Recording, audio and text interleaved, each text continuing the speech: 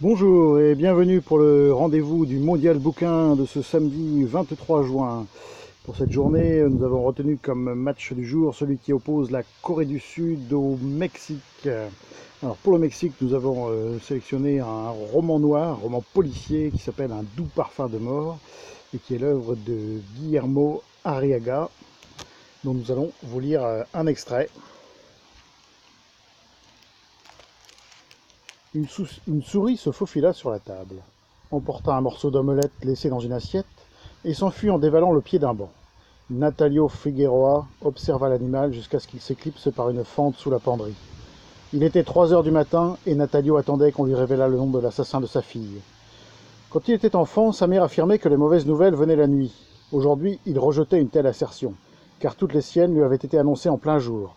À 11 heures du matin, un dimanche de juin, on l'avait prévenu que son fils Erasmo poussait ses derniers soupirs, allongé dans une rue boueuse, le crâne troué par une balle tirée au hasard par un ivrogne exalté, qui couronnait à coups de feu une nuit de bamboche.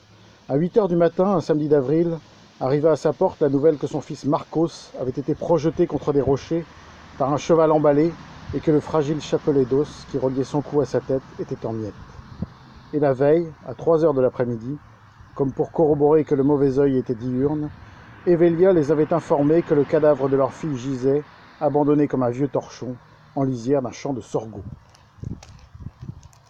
Voici pour le Mexique et Guillermo Arriaga.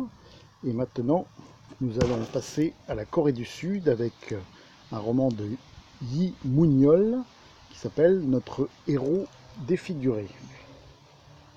Donc voici un extrait. Deux autres choses confondirent mon imagination ce jour-là. L'une survint à l'heure du déjeuner.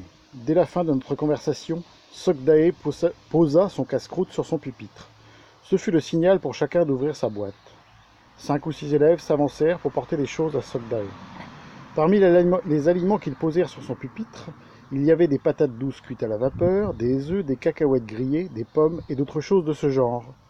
Puis un garçon du premier rang fit couler un peu d'eau dans une tasse de porcelaine et la plaça devant lui avec respect.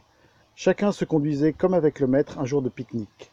Sokdae acceptait tout sans le moindre mot de remerciement. Le maximum qu'il fit, ce fut d'esquisser un sourire à l'adresse du garçon qui lui avait apporté les œufs. Et voici pour cette journée du 23 juin. C'était donc le mondial bouquin entre la Corée du Sud et le Mexique. À bientôt pour un nouveau rendez-vous.